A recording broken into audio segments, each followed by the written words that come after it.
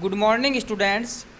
आज हम डिस्कस करेंगे procedure at antenatal visit. Previous OBG की क्लास में हम unit antenatal assessment and care के बारे में डिस्कस कर रहे थे। इस यूनिट में हम अब तक पढ़ चुके हैं AIIMS and objective of antenatal care and components of antenatal care के बारे में, और आज हम डिस्कस करेंगे इसी यूनिट को कंटिन्यू करते हुए procedure of antenatal visit. Antenatal जो विजिट करते हैं उसका प्रोसीजर कैसे होता है। इस प्रोसीजर को फॉलो करने से पहले कुछ इम्पोर्टेंट ऑब्स्टेट्रिकल टर्मिनोलॉजी है जिसके बारे में हम डिस्कस कर लेते हैं। तो फर्स्ट इज ग्रेविडा। ग्रेविडा का मीन्स क्या होता है? It refers to number of pregnancy, कि कितनी बार वुमेन प्रेग्नेंट हुई है, उन नंबर्स को हम बोलते हैं ग्रेविडा। जैसे एग्जाम्पल की बात करें, a female has 3 time pregnant then gravida is 3। अगर फीमेल जो है प्रेग्नेंट 3 बार हुई है तो ग्रेविडा कितनी होगी? 3 होगी। ग्रेविडा की अलग अलग टाइप है, नली ग्रेविडा, प्राइमी ग्रेविडा और मल्टी ग्रेविडा। तो बात करते हैं नली ग्रेविडा। नली ग्रेविडा का मीन्स होता है women who has never being pregnant, कि वुमेन जो है एक बार भी प्रेग्नेंट नहीं हुई है, मीन्स एब्सेंट प्रेगनेंसी। इस कंडीशन को बोलते हैं nulligravida. Second is primi gravida.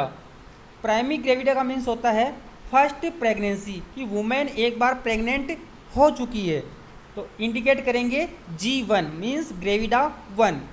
Multi gravida का मीन्स होता है second and third time pregnancy, कि वुमेन दूसरी बार और तीसरी बार प्रेग्नेंट हो चुकी है, तो उस कंडीशन को बोलते हैं multi gravida. Fourth is grand multi gravida.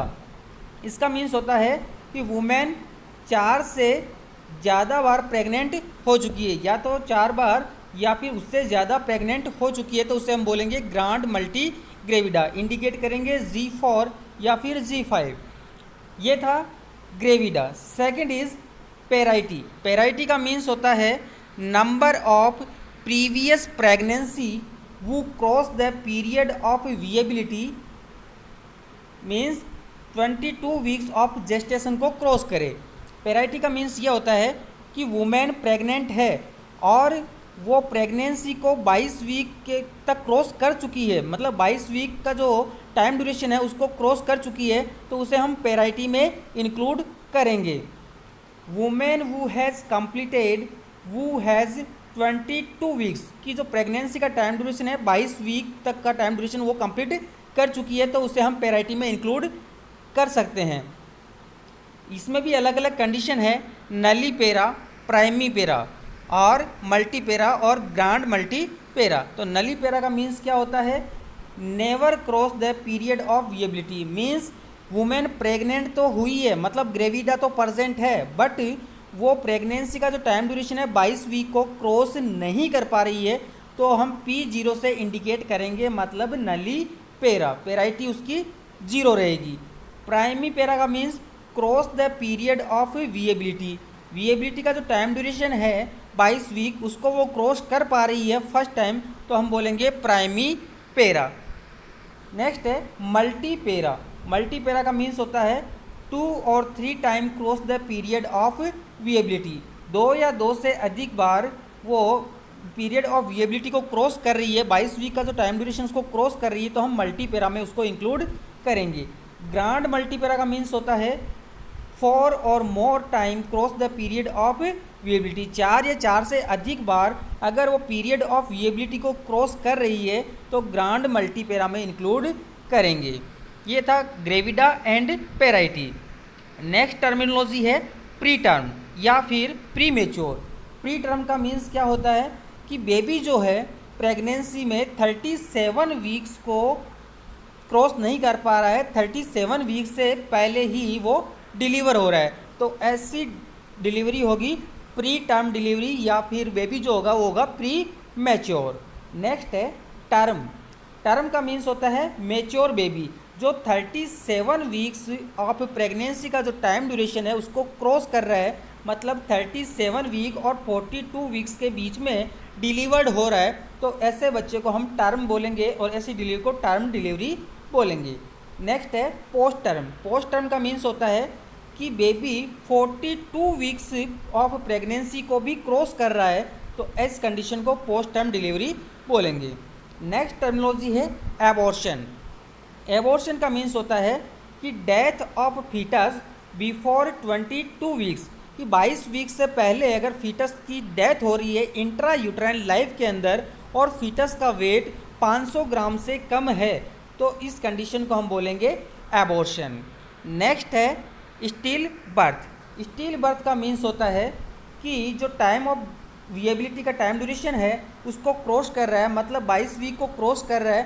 Cross होने के बाद अगर फीटस की डेथ हो रही है तो इसे हम बोल रहे हैं स्टिल बर्थ। नेक्स्ट टर्मिनोलॉजी है लाइव बर्थ। लाइव बर्थ का मीन्स होता है कि जो फीटस है उसकी हार्ट रेट है वो नॉर्मल है, रेस्पिरेशन भी नॉर्मल है और 37 वीक्स को वो क्रॉस कर पा रहा है। 37 वीक कंप्लीट होने के बाद वो डिलीवर हो रहा है, तो ऐसे बच्चों को हम लाइव बर्थ में इंक्लूड करेंगे।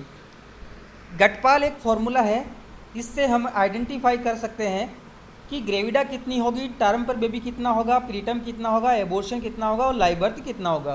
तो गटपाल में हम देखें जी इंडिकेट करता है ग्रेविडा को, टी इंडिकेट करता है टर्म बेबी को, पी इंडिकेट करता है प्रीटर्म बेबी को, ए इंडिकेट करता है एबॉर्शन को, एल इंडिकेट करता है लाइव बर्थ को। एक एग्जांपल देखें, ए फीमेल हैज़ 5 टाइम प्रेग्नेंट, कि एक फीमेल जो है वो 5 बार प्रेग्नेंट हो चुकी है, तो ग्रेविडा कितना होगा इसका 5। ग्रेविडा कितना होगा 5, 5 बार प्रेग्नेंट मतलब gravida 5। She had 2 abortion, 2 abortion, तो एबॉर्शन कितना हो जाएगा 2, A2 and 2 children in which first baby is deliver at 34 week. एक बेबी जो है वो 34 वीक से पहले डिलीवर हो रहा है, मतलब वो प्री टर्म है, तो प्री टर्म कितना हो जाएगा 1 हो जाएगा। और सेकंड जो बेबी है वो डिलीवर हो रहा है 39 वीक के बाद में, तो 39 वीक मतलब 37 वीक को वो क्रॉस कर पा रहा है, तो बेबी टर्म पर है, तो टर्म पर कितना हो जाएगा फर्स्ट। तो ग्रेविडा अपने देखें आंसर इसका, तो ग्रेविडा 5, टर्म बेबी फर्स्ट और प्री टर्म भी 1 और एबॉर्शन 2 एंड लाइव बेबी कितने 2 हो जाएंगे। नेक्स्ट अब बात करते हैं procedure at antenatal visit. Women जब एंटीनेटल विजिट के लिए हॉस्पिटल में जाती है तो उसका प्रोसीजर किस प्रकार से होता है, कैसे फिजिशियन उससे डाटा कलेक्शन करते हैं। तो फर्स्ट इज हिस्ट्री, हिस्ट्री लेगा। हिस्ट्री में क्या होगा, during the first visit a detailed history of the women needs to be taken to first is confirm the pregnancy. First visit में क्या आइडेंटिफाई करेंगे, प्रेगनेंसी को कंफर्म किया जाएगा कि प्रेगनेंसी है या फिर नहीं है। सेकेंड हिस्ट्री में आएगा नेम उसका नोट करेंगे, एज नोट करेंगे, address and date of first examination, इन सब चीज़ों को वो एक नोट कर लेंगे। Third is identify whether there were complication during previous pregnancy that may have bearing on the present one. उसकी प्रेगनेंसी के अंदर कोई कॉम्प्लिकेशन तो नहीं है, उस कॉम्प्लिकेशन को भी नोट किया जाएगा। Fourth is identify any current medical, surgical और ऑब्स्टेट्रिकल कंडीशन दैट में complicate the present pregnancy. During visit current medical कोई कंडीशन है, सर्जिकल कोई कंडीशन है या ऑब्स्टेट्रिकल कोई कंडीशन है, वो कॉम्प्लिकेशन अगर प्रेजेंट है तो उस कॉम्प्लिकेशन को भी नोट किया जाएगा और उसके अकॉर्डिंग उसको ट्रीटमेंट प्रोवाइड करवाया जाएगा। नेक्स्ट है सोशियो इकोनॉमिक डाटा। हिस्ट्री के अंदर अपन सोशियो इकोनॉमिक डाटा भी कलेक्शन करेंगे। सोशियो इकोनॉमिक डाटा में फर्स्ट है name, second is age, third is address, fourth is education, fifth is occupation, sixth is occupation of husband, seventh is duration of marriage, eighth is religion and ninth is period of gestation. इन सब चीज़ों को socio economic data के अंदर collect कर लेंगे। Next history collection में आएगा परजेंट कंप्लेंट्स। उस वुमेन की कोई परजेंट कंप्लेंट्स तो नहीं है कि अगर उसको पेन हो रहा है तो पेन का ऑनसेट क्या है, ड्यूरेशन क्या है, सीविरिटी क्या है, उस सब चीज़ों को नोट किया जाएगा। अगर कोई प्रीवियस में वो कोई मेडिसिन ले रही है, उस मेडिसिन के कोई साइड इफ़ेक्ट तो प्रेजेंट नहीं है, उन सब चीज़ों को भी नोट किया जाएगा। नेक्स्ट हिस्ट्री में आएगा हिस्ट्री ऑफ प्रजेंट प्रेगनेंसी।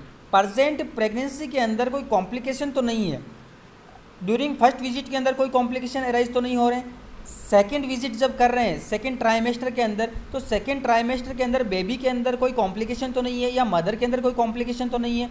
उन सब चीज़ों को नोट करके उनके अकॉर्डिंग ट्रीटमेंट उसको प्रोवाइड करवाया जाएगा। नेक्स्ट बात करते हैं ऑब्स्टेट्रिक हिस्ट्री। प्रीवियस अगर प्रेगनेंसी हो रखी है वुमेन को, तो प्रीवियस प्रेगनेंसी में कोई कॉम्प्लिकेशन कंडीशन अराइज तो नहीं हुई थी, उन कंडीशन को भी नोट किया जाता है। तो ऑब्स्टेट्रिक हिस्ट्री में क्या नोट करेंगे, this is concern with multi gravida. अगर वुमेन मल्टी ग्रेविडा है, पहले से प्रेग्नेंट हो चुकी है, वो एक दो बेबी उसके साथ प्रेजेंट है और नेक्स्ट प्रेगनेंसी के अंदर कोई कॉम्प्लिकेशन नहीं हो, तो प्रीवियस हिस्ट्री लेना ज़रूरी है। The following information must be obtained about the previous pregnancy. तो फर्स्ट इज ऑब्स्टेट्रिक हिस्ट्री है, number of previous pregnancy. Number of previous pregnancy को नोट करना है, कितनी बार प्रेग्नेंट हुई है। Confirm whether they were all live birth, live birth कितने हैं, and if there were any still birth, still birth तो नहीं हुआ है, एबॉर्शन तो नहीं हुआ है, और कोई बच्चा ऐसा तो नहीं है जिसकी डेथ हुई है। Obtain information about any obstetrical complication, कोई प्रीवियस ऑब्स्टेट्रिकल कॉम्प्लिकेशन तो प्रेजेंट नहीं थे प्रीवियस प्रेगनेंसी में, जैसे for example recurrent early abortion, bar bar recurrent early abortion तो नहीं हो रहा है वुमेन को। पोस्टपार्टम कोई कॉम्प्लिकेशन कंडीशन तो अराइज नहीं हुई थी। हाइपरटेंशन एंड प्री एक्लाम्प्सिया की कंडीशन, एंटीपार्टम हेमरेज की कंडीशन, ब्रिज और ट्रांसवर्स प्रेजेंटेशन तो प्रेजेंट नहीं था प्रीवियस में। ऑब्स्ट्रक्ट लेबर तो नहीं था। पीपीएच पोस्टपार्टम हेमरेज की कंडीशन तो नहीं थी, या फिर परप्यूरियल सेप्सिस की परप्यूरियम जो टाइम ड्यूरेशन है उसमें कोई इन्फेक्शन तो नहीं हुआ था। थर्ड इज ऑब्स्टेट्रिकल हिस्ट्री है, confirm the women has any obstetrical operation, example caesarean section, instrumental delivery, manual delivery, manual removal of the placenta. Previous pregnancy के अंदर अपन को आइडेंटिफाई करना है कि कोई सीजेरियन सेक्शन तो नहीं हुआ वुमेन को, या इंस्ट्रूमेंटल डिलीवरी तो नहीं हुई है, या फिर बाईमैनुअल डिलीवरी हुई है। इन सब चीज़ों को नोट करना है। नेक्स्ट हम असेसमेंट करेंगे मेंस्ट्रुअल हिस्ट्री को। मेंस्ट्रुअल हिस्ट्री में नोट करेंगे कि टाइम ड्यूरेशन जो कितना है मेंस्ट्रुअल पीरियड का, साइकिल कितने दिन की चल रही है, अमाउंट ऑफ ब्लड लॉस कितना हो रहा है, और first day of the last normal menstrual period are to be noted. Last जब मेंस्ट्रुअल पीरियड आया था उसके फर्स्ट डे से उसको काउंट करना है। Calculation of EDD, expected date of delivery कैसे काउंट करते हैं, तो expected date of delivery count करने का फॉर्मूला है कि first day of LMP, last menstrual जो पीरियड है उसका फर्स्ट डे से काउंट करना है और उसमें 9 मंथ 7 डेज इंक्लूड कर देना है, तो एक्सपेक्टेड डेट ऑफ डिलीवरी आ जाएगी। फिर भी किसी वुमेन को last day of menstrual period का फर्स्ट डे पता नहीं है, तो रफ आइडिया निकालने के लिए क्विकनिंग एक फॉर्मूला है, उससे हम आइडेंटिफाई कर सकते हैं कि if the exact date of the LMP is not known and it is last date in the pregnancy, ask for the date when the fetal movement were first felt, कि mother से पूछेंगे कि first time आप fetal movement कब show हुआ था, कब आपने फील किया था, वो डेट उसे पूछेंगे। तो वो डेट आएगी लगभग 20 वीक्स ऑफ जेस्टेशन का टाइम ड्यूरेशन बताएगी वो, तो उस कंडीशन को क्विकनिंग बोलते हैं हम। तो क्विकनिंग से आइडेंटिफाई कर सकते हैं कि एक रफ आइडिया मिल जाता है कि एक्सपेक्टेड डेट ऑफ डिलीवरी कब होगी। नेक्स्ट बात करते हैं history of any current systemic illness या फिर पास्ट हिस्ट्री ऑफ इलनेस, कि करंट कोई सिस्टमिक डिजीज़ तो प्रेजेंट नहीं है वुमेन के अंदर, या पास्ट कोई हिस्ट्री ऐसी तो नहीं है जिसमें वो पहले बीमार थी। तो find out whether the women has or is suffering from any of the following. First is hypertension, कि प्रीवियस में मदर को हाइपरटेंशन तो नहीं था या करंट में हाइपरटेंशन तो नहीं है।